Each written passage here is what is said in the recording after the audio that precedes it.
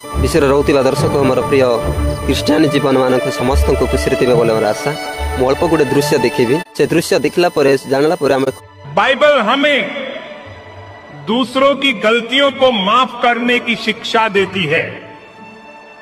मत्ती अध्याय 6 में यीशु कहते हैं, क्योंकि यदि तुम मनुष्यों के अपराध क्षमा करोगे तो तुम्हारा स्वर्गीय पिता भी तुम्हें क्षमा करेगा, परंतु यदि तुम मनुष्यों के अपराध क्षमा ना करोगे तो तुम्हारा पिता भी तुम्हारे अपराध क्षमा ना करेगा। ये वचन स्पष्ट रूप से बताता है। देखि पारिछ तो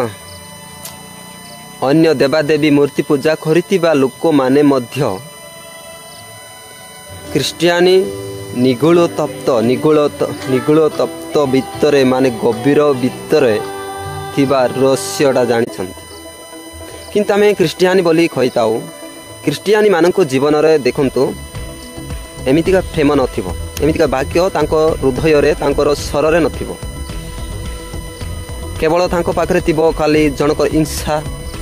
जनकर एमिति बाबतरे चालुची सेमिति बाबतरे चालुची, एमितिकार लोक सीए सेमितिकार लोक सीए तांको परिवार एमिति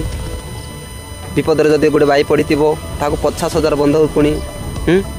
आ अन्य जने जदि मधुआ हिथिबो ए तांकर घर मधुआ तांकर घर बेसिया तांकर घर बेसिया तांकर घर ए दो सौतणी घर दीटा माइकिना रखिछि आउ आंकर तो छुर बुद्धि। जदि तुम पाखरे ख्रीष्टियान जीवन सतरे अछि ए जो कथा तू कहि पारिबो कि कहि मु समाप्त करिछि। नेक्स्ट वीडियो दिखाइबा बाय।